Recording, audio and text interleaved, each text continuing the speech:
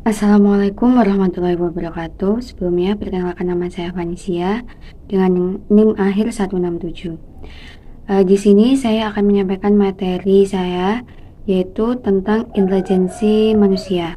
Nah, intelijensi manusia merupakan perkembangan dari otak manusia tersebut juga ikut berkembang. Kecerdasan atau intelijensi kemampuan seseorang untuk mempelajari dan mengimplementasikan pengetahuan untuk mengarahkan lingkungan sekaligus kemampuan untuk berpikir abstrak. Intelijensi sendiri merupakan sebuah kemampuan mental yang digunakan untuk memecahkan suatu masalah, mencari ilmu-ilmu pengetahuan, berpikir kreatif, berpikir abstrak, beradaptasi dengan lingkungan baru, lingkungan saat ini, kemampuan menganalisis dan memutuskan suatu keputusan. Nah, faktor yang mempengaruhi intelijensi sendiri itu ada 5, yaitu pembawaan, kematangan, pembentukan minat, dan pembawaan yang khas, dan kebebasan. Adapun ciri-ciri perbuatan intelijensi ada 6, yaitu memiliki kemampuan yang cepat dalam bekerja, efisien dalam berbahasa, kemampuan mengamati dan menarik kesimpulan dari hasil yang cukup tepat, kemampuan mengingat yang cukup tepat dan tahan lama, cepat dalam memahami hubungan dan memiliki daya khayal dan imajinasi yang cukup tinggi.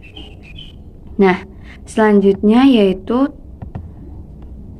tes intelijensi dan manfaatnya. Nah, bagaimana kita dapat menentukan cerdas tidaknya seseorang? Salah satunya yaitu dengan cara menggunakan tes yang disebut tes intelijensi. Adapun orang yang berjasa menemukan tes intelijensi ialah seorang dokter bangsa Prancis yaitu Albert Binet dan pembantunya T. Henry Simon di tahun 1904. Pada penyusunan tes pertama yang dimaksudkan untuk menggolongkan anak-anak yang normal dan anak-anak yang lemah mental, sehingga tesnya terkenal dengan nama tes Binet-Simon. Tes ini pertama kali diumumkan pada antara tahun 1908 sampai 1911 yang diberi nama Scala Mercury de Intelligence atau skala pengukuran kecerdasan. Tes Binet-Simon terdiri dari sekumpulan pertanyaan yang telah dikelompok-kelompokkan menurut umur, yaitu untuk anak 3-15 tahun. Nah, pertanyaan-pertanyaan yang dibuat mengenai segala sesuatu yang tidak berhubungan dengan pelajaran di sekolah. Seperti yang pertama, menceritakan isi-isi gambar, yang kedua menyebutkan harga mata uang, yang ketiga membandingkan berat timbangan, dengan memberikan pertanyaan-pertanyaan di atas, kita dapat mengetahui kecerdasan seseorang. Adapun kegunaan tes intelijensi selain dibutuhkan untuk pergaulan sehari-hari, juga diperlukan untuk berbagai jenis kebutuhan. Misalnya yang pertama, bagi staf sekolah.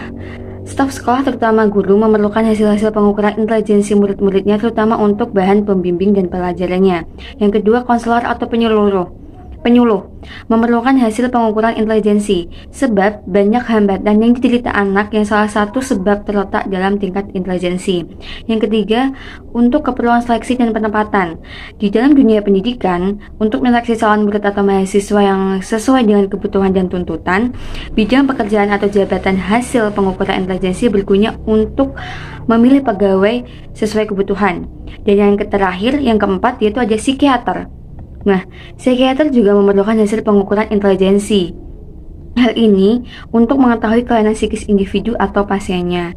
Dan menurut Winterhalter 1978, ada 5 kegunaan tes intelijensi, yaitu yang pertama, dapat digunakan turut untuk menentukan kemasakan anak-anak untuk menerima pekerjaan sekolah, karena terkadang antara umur dan kronologis dan umur psikis tidak seimbang. Yang kedua, berguna untuk mengadakan klasifikasi ke dalam golongan-golongan menurut kemampuan mereka yang dilakukan untuk kepentingan pelajar. Yang ketiga, berguna untuk mendiagnosis. Misalnya, ada seorang anak yang tidak berhasil untuk mencapai kemajuan yang normal, maka tes intelijensi dapat digunakan untuk menentukan kesukaran yang dihadapi anak itu. Kalau seorang anak yang terlambat kemajuan belajarnya tetapi mencapai skor yang tinggi pada suatu tes intelijensi, maka mungkin sebab keterlambatan itu adalah karena faktor-faktor lainnya, misalnya faktor minat, cara belajar, dan mengajar. Yang keempat, digunakan dalam memberikan bimbingan pendidikan maupun bimbingan untuk menentukan jabatan. Yang terakhir atau kelima, berguna untuk membantu studi mengenai pelanggaran peraturan atau tata tertib. Misalnya, kalau seorang pemuda memperlihatkan kecenderungan untuk melakukan tindakan-tindakan yang sifatnya non-sosial dan kriminal, maka timbullah soal pertanggungjawaban semua moral. Apakah pemuda tadi cukup intelijensinya untuk diminta pertanggungjawaban moral bagi segala tindakannya? Nah, itu saja yang bisa saya sampaikan. Apabila ada kurang dan salahnya saya mohon maaf. Sekian. Wassalamualaikum warahmatullahi wabarakatuh.